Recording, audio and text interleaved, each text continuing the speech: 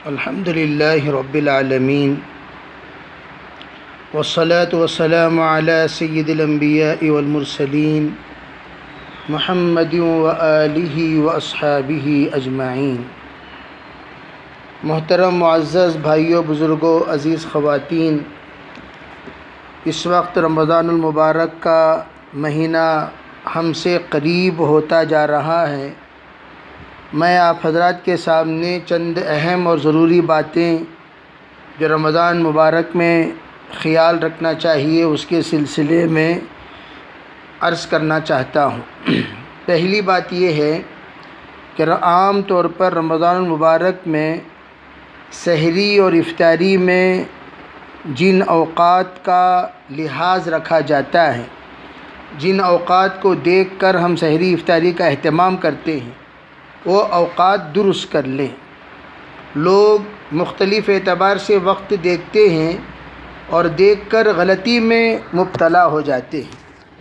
اگر کسی نے دیکھا کہ کسی ٹائم ٹیبل میں سحری کا وقت زیادہ ہے تو سحری کا وقت اس ٹائم ٹیبل سے لے لیا، کسی میں دیکھا کہ کسی ٹائم ٹیبل میں افطاری کا وقت جلدی ہے تو اس افطاری میں اس وقت کو لے لیا۔ اس طرح ہم اپنے روزے کو تباہ نہ کریں۔ روزہ ایسی عبادت ہے جو بالاستیعاب مطلوب ہے۔ پورا وقت جب سے سحری کا وقت ختم ہوتا ہے اس وقت سے لے کر افطاری کے وقت تک پورا وقت روزے سے گھیرا ہوا ہونا چاہیے۔ 1 منٹ پہلے بھی اگر کوئی روزہ افطار کر لے، اس سے روزہ تباہ ہو جائے گا، برباد ہو جائے گا، فاسد ہو جائے گا۔ اس لیے ہم لوگ اس کا لحاظ رکھیں کہ ہم روزہ رکھتے وقت سحری کے وقت خاص طور پر 5 منٹ پہلے اپنی سحری کو ختم کرنے کا اہتمام کر لیں، اور افطاری میں 1 منٹ بعد ہم افطار کرنے کا اہتمام کریں۔ جن اوقات میں سحری کا وقت جلدی ختم ہو رہا ہے وہ وقت لے لیں، اس میں احتیاط ہے، اور جن اوقات میں افطاری کا وقت بعد میں ہے، تاخیر سے ہے، تو وہ وقت لے لیں، اس میں احتیاط ہے۔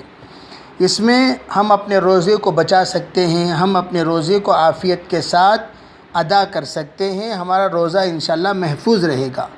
عام طور پر محلوں میں دیکھا جاتا ہے سحری میں جس مسجد کا اعلان تاخیر سے ہو اس مسجد کا اعلان سحری میں لے لیتے ہیں، اور افطاری میں جس مسجد میں سب سے پہلے بسم اللہ الرحمن الرحیم پڑھ کر اللہم لک صمت وبک آمنت وعلیک توکلت وعلی رزقک افطرت فتقبل منی والی دعا پڑھائی جاتی ہے، اس مسجد کا اعلان ہم افطاری میں لے لیتے ہیں، تو یہ بھی بہت غلط بات ہے۔ ہم اپنے وقت کا اہتمام کریں، پابندی کریں، اور اسی کے مطابق ہم اپنا روزے کا خیال رکھیں۔ دوسری بات یہ ہے، ہمارے پاس جو گھڑیاں ہیں، گھڑیاں یہ بھی مختلف اوقات بتا رہی ہیں۔ کسی گھڑی میں 5 منٹ فاسٹ ہے، کسی گھڑی میں 2 منٹ فاسٹ ہے، کسی گھڑی میں 1 منٹ سلو ہے۔ ایسا نہیں، بلکہ آپ صحیح وقت فالو کریں۔ 1 سے 2 گھڑی میں صحیح اوقات آپ باقاعدہ رکھ لیں، اور اسی گھڑی کے اعتبار سے آپ اپنا روزے کا افطاری اور سحری کا سلسلہ جاری رکھیں۔ اس لیے کہ ابھی تمام مساجد میں اعلان ہونے کے سلسلے میں لوگ شکوک و شبہات میں ہیں۔ ہو سکتا ہے کہ مسجدوں سے آپ کا اعلان ہو یا نہ ہو، سحری کا اعلان ہو یا نہ ہو، اس لیے آپ اس چکر میں نہ رہیں کہ مسجد سے آواز آئے گی اور مسجد سے دعا پڑھائی جائے گی، مسجد سے اطلاع دی جائے گی، مسجد سے باقاعدہ تنبیہ کیا جائے گا، وقت 2 منٹ باقی ہے، 3 منٹ باقی ہے۔ آپ اس کے سلسلے میں منتظر نہ رہیں، بلکہ آپ اپنے وقت کے اعتبار سے اپنے سحری اور افطاری کا خیال رکھیں۔ دوسری اہم بات یہ ہے کہ عام طور پر سحری اور افطاری میں لوگ اپنے پاس جو چیز ہے اسی سے الحمدللہ سحری افطاری کرنے کا اہتمام کرتے ہیں۔ بعض مرتبہ لوگ تقسیم کرتے ہوئے آتے ہیں۔ اب تو زمانہ بند چل رہا ہے، لاک ڈاؤن کا زمانہ چل رہا ہے، اس لیے زیادہ اس کا لوگ خیال نہیں کریں گے۔ اور خیال کرنے کی ضرورت بھی نہیں ہے کہ آئیں گے لوگ تقسیم کریں گے۔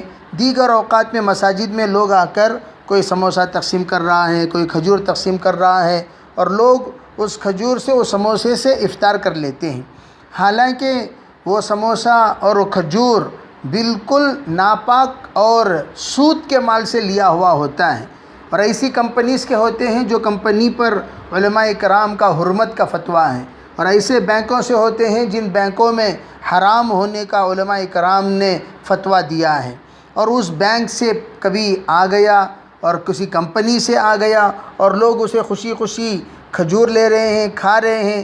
چند سال قبل میں اچھی طرح جانتا ہوں چند بینک والوں نے اس بات کا اہتمام کیا کہ مساجد میں کھجور تقسیم کیا جائے، چنانچہ بینک سے آئے ہوئے کھجور میں کئی بڑی مسجدوں میں پورا رمضان لوگوں نے افطار کیا ہے۔ اب اندازہ لگائیے ان کی افطاری کا کیا حال ہوا ہوگا۔ محترم بھائیو، عزیز خواتین، اس لیے جہاں تک ہو سکے ہم اپنے روزے کو تباہ نہ کریں۔ جناب رسول اللہ صلی اللہ علیہ وسلم نے اس سلسلے میں منع کیا، اور آپ نے فرمایا رب صائم لیس لہ من صیامہ الا الجوع، ایک وقت ایسا بھی ہوگا کہ بہت سارے روزے دار وہ ہوں گے جن کو سوائے بھوک کے ان کا روزے کا کوئی فائدہ نہیں ہوگا۔ اس لیے ہم اس بات کا خیال کریں، ہم ادھر ادھر آئی ہوئی چیزوں سے افطاری نہ کریں، بلکہ اللہ کی دی ہوئی چیزیں ہمارے پاس موجود ہیں۔ حضور اقدس صلی اللہ علیہ وسلم اسودین سے روزہ رکھا کرتے تھے، اسودین سے روزے کی افطاری ہوا کرتی تھی۔ فرمایا اسودین کیا ہے؟ پانی اور کھجور ہے، اور کھجور سے افطاری کرنا بہت بڑی سنت ہے۔ اطباء نے اس کی فضیلت لکھی ہے، اور اطباء کہتے ہیں صحت کے اعتبار سے 14 طرح کی کمزوریاں جو روزے کے ذریعے سے بندے کے اندر پیدا ہوتی ہیں اور روحانی قوت بڑھتی ہے، اور ان 14 طرح کی کمزوریوں کو دور کرنے کی وٹامنس اور طاقت اللہ جل جلالہ امن والہ نے کھجور میں رکھی ہے۔ تو ہم کھجور کا اہتمام کریں، اور کھجور کھانے کا طریقہ کیا ہے؟ آپ علیہ الصلاۃ والسلام کھجور کے ساتھ کھیرا، جس کو ہم ککڑی کہتے ہیں، اس کو آپ کبھی جوڑ لیا کرتے تھے، کبھی مکھن جوڑ لیا کرتے تھے۔ ہم اس کا اہتمام کریں، کبھی مکھن لگا کر کھجور کھا لیے، کبھی ککڑی لگا کر کھجور کھا لیے۔ اس سے کھجور کا جو گرم مادہ ہے وہ معتدل ہو جائے گا، اس سے بڑا فائدہ ہوگا۔ گرم کھجور فطری اعتبار سے بہت گرم غذا ہے، تو اس گرم غذا کو اعتدال میں لانے کے لیے ککڑی کو ساتھ میں جوڑ لیا جاتا ہے، اور مکھن کو ساتھ میں جوڑ لیا جاتا ہے۔ اگر یہ دونوں چیزیں نہ ہوں تو دہی ساتھ میں جوڑ لیجئے، اگر وہ بھی میسر نہ ہو تو پانی پی لیجئے کھجور کے ساتھ، انشاءاللہ اعتدال ہو جائے گا، بڑا فائدہ ہوگا۔ اور کھجور بہت ہی زیادہ مفید اور طاقتور غذا ہے، اور اس کا اہتمام کریں ہم کہ کھجور کے ذریعے سے ہم افطاری کیا کریں۔ عام طور پر بنگلور والوں میں ایک عادت سی بن گئی ہے کہ جب بھی افطاری کرنے کا وقت آتا ہے سب سے پہلے سموسے کی طرف ان کی نظریں جاتی ہیں، حالانکہ سموسہ ایک صاحب مدینہ منورہ میں اعتکاف گزار کر آئے اور چند روزے انہوں نے بنگلور میں رکھا، تو وہ جو ہی دسترخوان پر سموسہ دیکھے کہنے لگے آج ہی میری افطاری لگ رہی ہے۔ غلط بات ہے۔ ارے بھئی، کھجور سے بڑھ کر کوئی نعمت انسان کو کیا نصیب ہو؟ سب سے بڑی بات یہ ہے کہ سنت ہے، اس لیے اس کا اہتمام کریں، اور تیل کی غذاؤں سے ہم اجتناب کریں۔